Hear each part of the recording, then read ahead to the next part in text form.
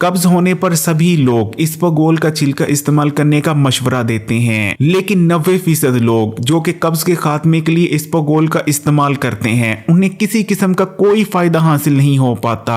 ना तो उनको खुलकर पखाना आने लगता है और ना ही कब्ज का मुकम्मल तौर पर खात्मा हो पाता है, जिसके बाद वो कब्ज के खात्मे के लिए डॉक्टर के पास जाते हैं और एलोपैथिक मेडिसिन का इस्तेमाल करते हैं। और इस चीज को हमेशा याद रखें कि कब्ज के खात्मे के लिए कभी भी एलोपैथिक यानी डॉक्टरी मेडिसिन का इस्तेमाल नहीं करना चाहिए, क्योंकि डॉक्टरी दवाओं के इस्तेमाल से वक्ती तौर पर पखाना आने तो लगता है, लेकिन कब्ज का मसला वक्त गुजरने के साथ साथ मजीद बढ़ जाता है। जिस्म इन दवाओं का आदी हो जाता है और इन दवाओं को इस्तेमाल किए बिना पखाना आता ही नहीं और इंसान दायमी कब्ज का शिकार हो जाता है। इसलिए कब्ज को दूर करने के लिए हमेशा नेचुरल तरीकों का ही इस्तेमाल करना चाहिए, जैसे कि इसबगोल का छिलका। इसलिए आज की वीडियो में आपको पुरानी से पुरानी और सख्त से सख्त कब्ज के खात्मे के लिए इसबगोल के छिलके को इस्तेमाल करने का सही तरीका बताएंगे और उस एक गलती के बारे में भी बताएंगे जिसे ज्यादातर लोग इसबगोल के छिलके को इस्तेमाल करते दौरान करते हैं, जिस वजह से इसबगोल का छिलका उन्हें फायदा नहीं देता बल्कि उल्टा नुकसान पहुंचाने लगता है। हम तभी सही तरीके से इसबगोल के छिलके का इस्तेमाल कर सकते हैं जब हमें इस चीज का पता हो कि इसबगोल का छिलका बुनियादी तौर पर है क्या।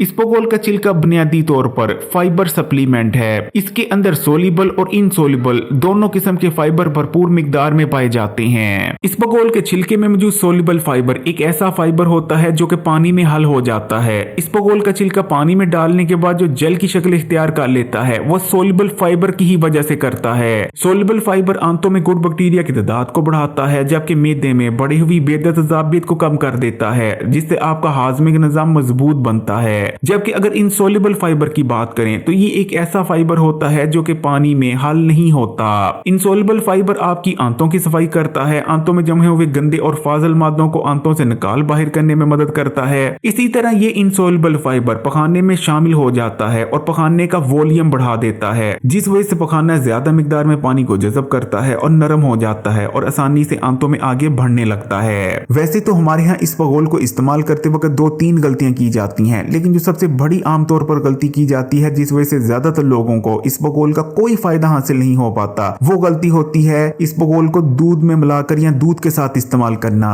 दूध के साथ इसबगोल को इस्तेमाल करने का एक खास तरीका होता है। जब भी आपने इसबगोल को दूध में शामिल कर इस्तेमाल करना है, आपने सबसे पहले दूध में 1 खाने के चम्मच कैस्टर ऑयल का शामिल करना है और 1 खाने के चम्मच कैस्टर ऑयल शामिल करने के बाद ही आपने दूध में इसबगोल शामिल कर उसे इस्तेमाल करनी है। और वैसे भी सिर्फ वही लोग दूध में इसबगोल को इस्तेमाल करेंगे जिन्हें दूध अच्छी तरह से हजम भी होता है और वो बाकायदगी से दूध का इस्तेमाल करते भी रहते हैं। लेकिन ऐसे लोग जिन्हें दूध अच्छी तरह से हजम नहीं होता या बाकायदगी से दूध का इस्तेमाल नहीं करते, वो कतन भी इसबगोल को दूध में इस्तेमाल ना करें, बल्कि उन्होंने इसबगोल को नीम गर्म पानी में शामिल कर इस्तेमाल करना है। एक और चीज जिसका इसबगोल को इस्तेमाल करते वक्त आपने खास ख्याल रखना है कि आपने एक वक्त में कम से कम 10 ग्राम यानी कम से कम 2 खाने के चम्मच इसबगोल का लाजमी इस्तेमाल करना है। अगर आप 10 ग्राम यानी 2 खाने के चम्मच से कम इसबगोल इस्तेमाल करते हैं तो इसबगोल ज्यादा इफेक्टिव नहीं रहेगा।